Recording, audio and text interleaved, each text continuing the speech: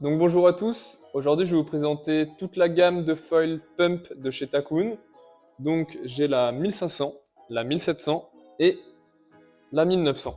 Donc c'est des foils disponibles uniquement sur le site de Takoon. J'ai pu les rider une trentaine de sessions pour la 1700 et une petite dizaine-quinzaine pour la 1005 et la 1009. J'ai tout ridé en Mahalu de 85 cm avec le Stab Carve 190. Je fais 75 kg et j'ai un niveau, on va dire, débrouillé avancé.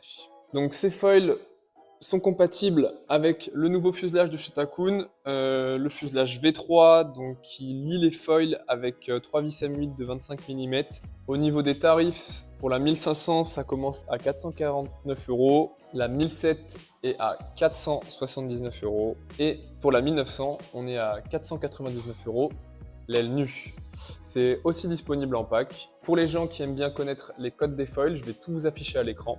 Donc, on va commencer par la 1500 qui fait 123 d'envergure pour 10-1 de ratio du coup. C'est aussi l'aile la moins épaisse de la gamme. Donc c'est une aile qui est très facile par son envergure, qui va être accessible aux débutants. Donc je vais même encourager les débutants dans un gabarit de 75 kg à peu près, de partir là-dessus. En fait, c'est l'aile qui est la moins verrouillée sous l'eau parce que c'est celle qui a le moins d'envergure. Donc elle est très simple à contrôler. Il suffit de 4-5 passes sur un ponton pour la faire partir. C'est une aile qui est très maniable.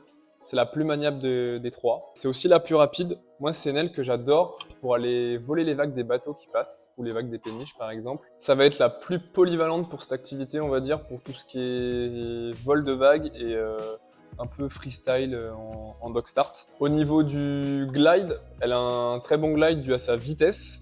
Donc c'est une aile où on peut faire sortir les tips de l'eau sans souci, ça va pas décrocher, il y a une très bonne relance. Voilà, très accessible celle-ci.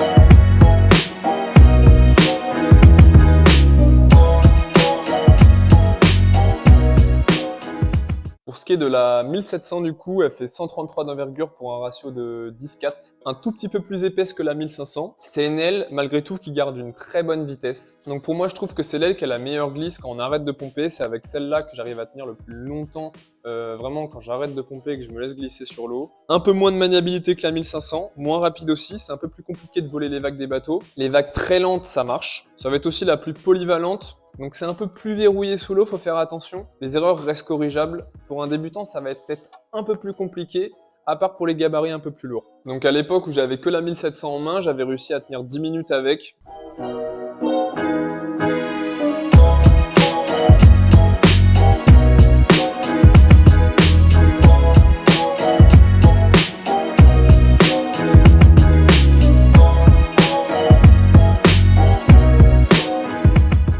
Et ensuite, pour finir, cette énorme 1900 qui fait 141 d'envergure pour un ratio de 10-5. Donc là, c'est une aile qui va être très lente, très facile à pomper à très basse vitesse.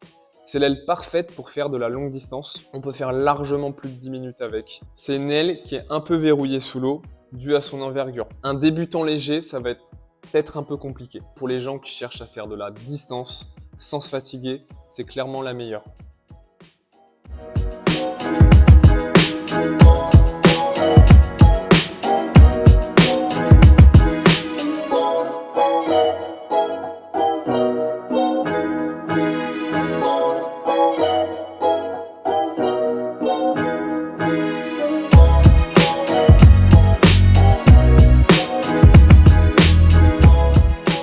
Donc au final, on a une gamme assez complète pour tous les gabarits et un peu pour toutes les pratiques. Une personne qui veut faire de la longue distance ou un gabarit lourd, faudra se diriger, je pense, vers la 1900. Une personne de 75 kg comme moi, qui veut faire de la distance, mais aussi un peu de freestyle en dog start, la 1700 peut être sympa. Une personne qui veut faire que du freestyle et du vol de vague, je pense que la 1500 sera parfaite. Elle sera aussi parfaite pour les débutants parce que c'est la moins verrouillée sous l'eau et c'est celle avec laquelle on peut corriger les erreurs plus facilement. Gabarit de plus de 85 kg, il faudra se diriger sur la 1007, voire la 1009 pour les personnes un peu plus lourdes. Donc voilà, j'espère que la vidéo vous a plu.